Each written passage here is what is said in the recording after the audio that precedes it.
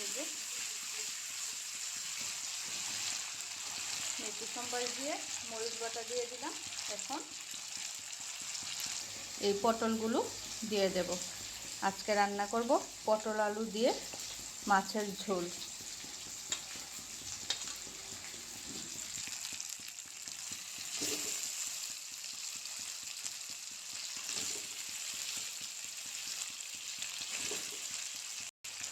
দিয়ে দেব লবণ। লবণটা যে যার আন্দাজ মতো দেবে, আর ঝালও যে যেরকম খেতে পছন্দ করো সেই মতোই ঝালটা দেবে। দিয়ে দিলাম হলুদ গুঁড়ো, জিরে গুঁড়ো, আর লাগবে ধনে গুঁড়ো। ভালোভাবে নাড়াচাড়া করে নেব একটু।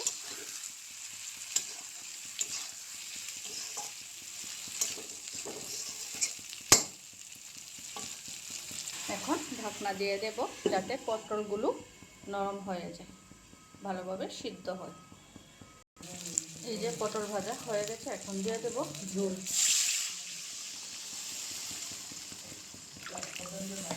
দিয়ে ভালো করে বলক তুলে নেব।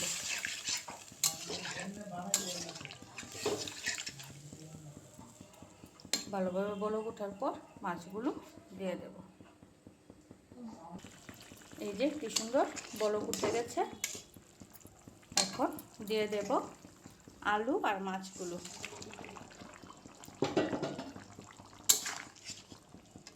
ভালো করে নাড়াচাড়া করে দেব যাতে মাছ আলুর মধ্যে ভালো করে রস মশলা সব কিছু ঢুকতে পারে।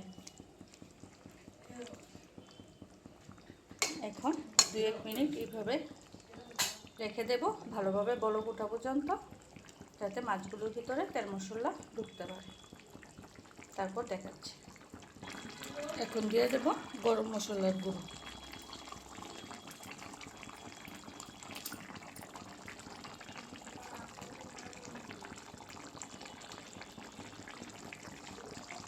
এই যে তরকারি আমার কমপ্লিট।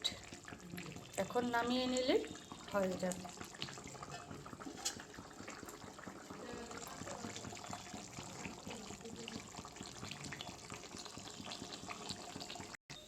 এই যে তরকারি নামিয়ে নিলাম। কীরকম হয়েছে আমার তরকারিটা অবশ্যই কমেন্ট করে জানাবে। ভালো লাগলে লাইক কমেন্ট শেয়ার করে দেবে। আর এইরকম ভিডিও দেখতে চাইলে অবশ্যই ফলো করে পাশে থাকবে। পুরো ভিডিওটা দেখার জন্য অসংখ্য ধন্যবাদ। এই দেখো আজকে 2 রকমের মাছ রান্না করেছি।